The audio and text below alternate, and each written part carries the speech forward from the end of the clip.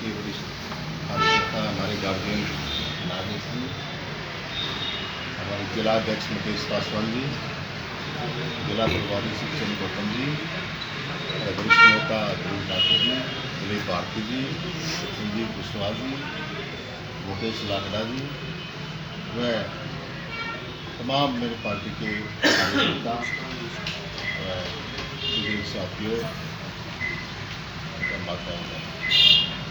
साथियों, आप सभी ने सभी के विचार सुने।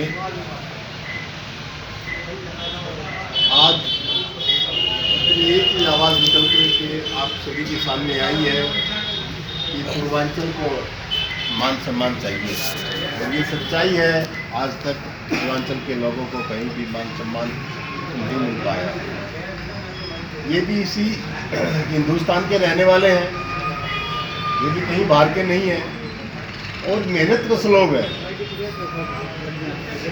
कोई भी आदमी घर से छोड़ करके बाहर जाता है और वहाँ पे अपना आशियाना बनाता है, तो साथियों आप बेवकूफ़ी समझ सकते हो कितना कष्ट सह करके वो वहाँ तक पहुँच पाता है।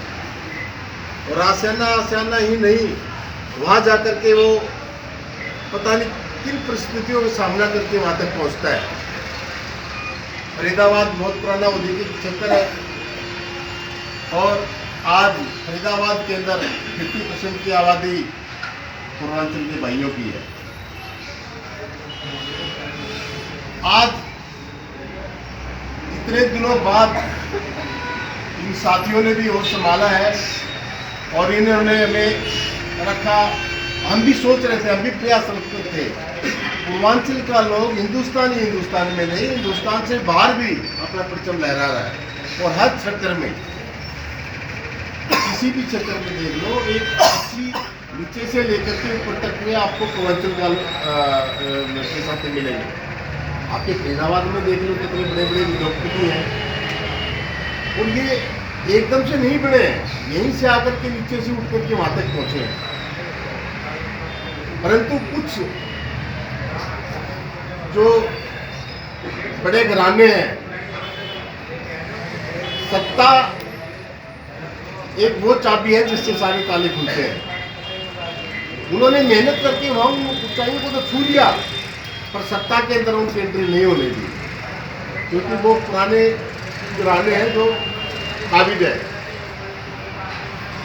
तो साथियों, मेरी पार्टी लोक जनशक्ति पार्टी रामविलास, हमारे मेरे आदर्श और मेरे नेता सर्वोदय पद्म भूषण रामविलास पासवान जी शुरू से ही ये कहते हैं, उनका नारा था कि मैं उस घर में दिया जलाने चुनाव जा सदियों से अंधेरा है। तो हमारी पार्टी की जो मेन डेडलाइन है वो ये है कि जो नीचे का सबसे नीचे का जो आदमी है उसको कैसे उठाया जाए। मैंने पूरे हरियाणा में घूम करके देखा, कोई जिला ऐसा नहीं है जहाँ की पूर्वांचल के साथियों की भागीदारी न हो। और फरीदाबाद तो एक पूर्वांचल का हब है, समुंदर है। जय पूर्वांचल। काफी दिनों से साथियों की एक आवाज थी कि हमें यहाँ पे कुछ सत्ता के अंदर हमें भागीदारी सुनिश्चित करनी है। साथियों, हम पीछे विधानसभा में भी प्रयासरत थे, तो किसी वजह से हम चुनाव नहीं लड़ सके, हमने बीजेपी का समर्थन करना पड़ा। पर अभी निकाय चुनाव है, सभी साथियों को पता है आपके सामने, तो सभी साथियों ने मन बनाया है पूरे हरियाणा के अंदर कि हम क्यों ना हम भी निकाय चुनाव लड़ा जाए। तो साथियों, लोक जनशक्ति पार्टी रामविलास पूरे हरियाणा के अंदर निकाय चुनाव लड़ेगी। इसी के लिए आज फरीदाबाद के अंदर आज आपके सभी साथियों से रूबरू होने का मौका मिला। और जो फरीदाबाद के जो मेन इशू है, फरीदाबाद के अंदर जितना भी लेबर लोग हैं वो सारे के सारे, मैं पिछले दिनों आया था यहाँ सिविल हॉस्पिटल के सामने धरना लगाए बैठे हैं, शायद 65 डेज हो गए उनके रेफर पेशेंट। मुक्त फरीदाबाद। जी मैं वहाँ पे गया था, तो वहाँ पे कोई ट्रामा सेंटर का क्या कोई मतलब बेसिक सुविधाएं है नहीं। यहाँ से उठाते हैं, रेफर किया एम्स।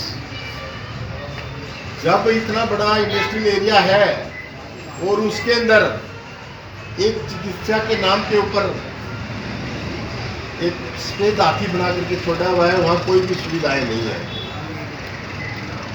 तो मैं आज आप लोगों के माध्यम से माननीय मुख्यमंत्री जी से निवेदन करना चाहूँगा कि उस ओर ध्यान दिया जाए और इन गरीब लोगों की सुना जाए। अब किसी भी सिविल हॉस्पिटल के अंदर ये गरीब आदमी ही जाता है। यदि कोई भी एक्सीडेंट हो जाता है तो वो सबसे पहले सिविल हॉस्पिटल में जाएगा, क्योंकि उसके पास कोई साधन नहीं है कि कहीं अच्छी तरह से वो अपना इलाज करा सके।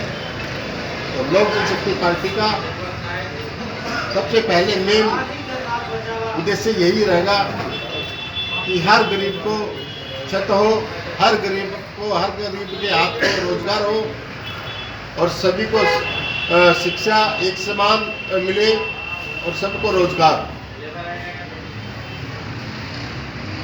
साथियों, जो भी हमारे साथी पूर्वांचल के हों चाहे यहाँ लोकल के हों, जो भी गरीब आदमी है जिसके साथ कोई भी जाति होती है, लोक जनशक्ति पार्टी रामविलास, मैं प्रवीण सब्रवाल, मेरे राष्ट्रीय अध्यक्ष, मेरे नेता आदरणीय चिराग पासवान जी, आधी रात को भी आप याद करोगे तो उनके साथ रहेंगे।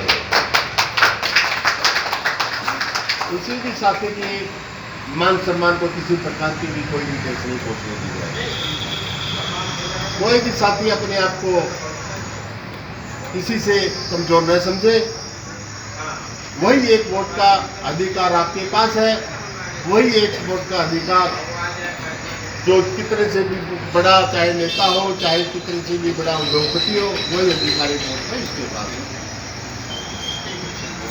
तो साथियों, मेन यही था कि हमारे सारे साथी इकट्ठे होकर के उन्होंने एक मत होकर के हमें बताया है कि हम नगर निगम का चुनाव लड़ेंगे।